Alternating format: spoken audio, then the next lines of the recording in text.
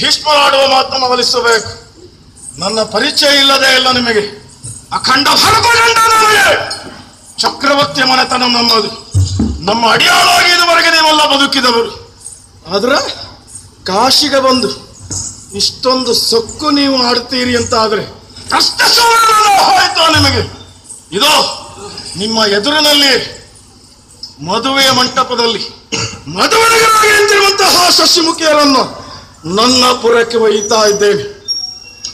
ಚಂದ್ರಕುಲ ಎನ್ನುವಂತಹ ವೃಕ್ಷದಲ್ಲಿ ಅರಳಿ ಬೆಳೆದಂತಹ ಹೂವು ಕಾಯಾಗಿ ಹಣ್ಣಾಗಿರುವಂತಹ ಶೌರ್ಯ ವೃಕ್ಷದ ಫಲರೂಪನಾದಂತಹ ಶಂತನ ಮಗ ಭೀಷ್ಮ ನಾನು.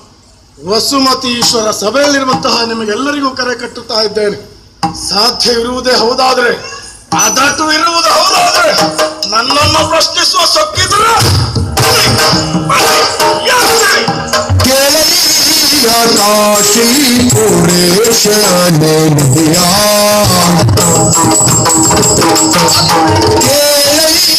ಕಾಶಿ ಪುರೇಶ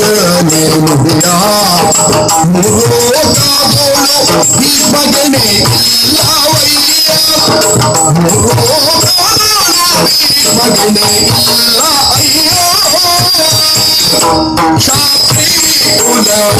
ಚಂದ್ರವಂಶದರ್ಶವು